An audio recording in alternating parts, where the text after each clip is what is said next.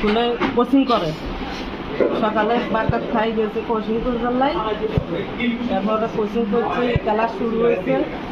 ওই টাইমে ওকে ধরে স্যারে মারছে, মারবার পরে ছাত্ররা ধরাধরি করে আনে হাসপাতাল ভর্তি করাইছে। ভর্তি করে আনার পরে আমাদের কাছে কল দিছে স্যারে, আমার ছেলেকে হাসপাতাল ভর্তি করাইছে। আমি তো মা, আমি টেনশন করি, প্রতিদিন আমার ছেলে টিফিন খাইছে বাসা, আজকে আমার ছেলে টিফিন থেকে আসে না, কেন আসে না? এই কথা আমি শুনে আমি পাগলের মতো বার হয়েছি বাসাতে। ভাতিজি বৃষ্টি ও দশম শ্রেণীতে পড়ে, তো আজকে ধৈর্য ক্লাস ইসলাম শিক্ষার সময় হাতের লেখা নিয়ে যত সম্ভব কি একটা সমস্যা, তো এই সমস্যার প্রেক্ষিতে উনি ক্লাসের প্রায় 2 জন ব্যতীত সবাইকে বেত্রাঘাত করেন। তো বেত্রাঘাতের ভিতরে হয়তো আমার ভাতিজি বৃষ্টি এবং আরেকজন ছেলে, ওদের বেশি মারপিট করা হয়। ওদের মারপিটের অবস্থা আসলে এটা শোচনীয়। আমি মেডিকেলে আসছি, যে দেখছি, তো ওরা খুবই অসুস্থ। তো আসলে আইনের যে ধারা, আইনের যে প্রক্রিয়া, এটা যথাযথ কর্তৃপক্ষের দৃষ্টি আকর্ষণ করছি। যে ভিকটিম আমার আপন ছোট ভাই, প্রেসিডেন্সিয়াল স্কুলের ছাত্র।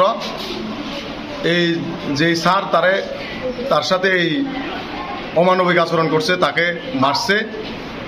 মাটিরাঙ্গা রেসিডেন্সিয়াল স্কুলের মাকসুদুর রহমানের স্যার, মাকসুদুর রহমান নামের যে স্যার, এই স্যার শুধু এর সাথে না, সব সময় সে স্কুলের ছাত্রছাত্রীর সাথে এই ধরনের আচরণ করে, তাদেরকে যে কোনো বিষয়ে বেধড়ক মারপিট করে।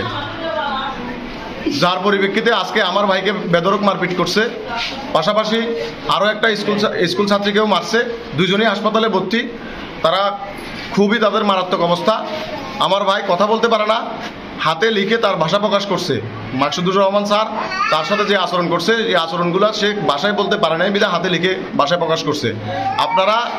আমি এই মিডিয়ার মাধ্যমে এই মাকসুদুর রহমানের অপসারণ চাই, অবিলম্বে এই অন্যায় ন্যাক্কারজনক ঘটনার বিচার চাই, সুষ্ঠু তদন্ত করে দ্রুত তাকে আইনের আওতায় এনে তার বিরুদ্ধে আইনানুগ ব্যবস্থা নেওয়ার জন্য আমি প্রশাসন সহ সর্বসাধারণের দৃষ্টি আকর্ষণ করছি।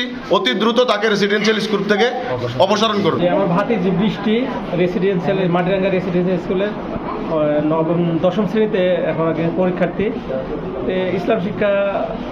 ইসলাম শিক্ষা ক্লাস চলাকালীন সে সময় লেখার জন্য দিছে। আমি শুনছি আমার ভাতিজির কাছে যে লেখার জন্য দিছে, তো লিখতে লিখতে স্যারে আসি বলছে যে দেখি কিরকম লিখছো। পরে খাতা দেখে পরে হাতে মার দিছে, অনেকগুলো মার দিছে। মারের কারণে মেয়েটা অসুস্থ হয়ে গেছে।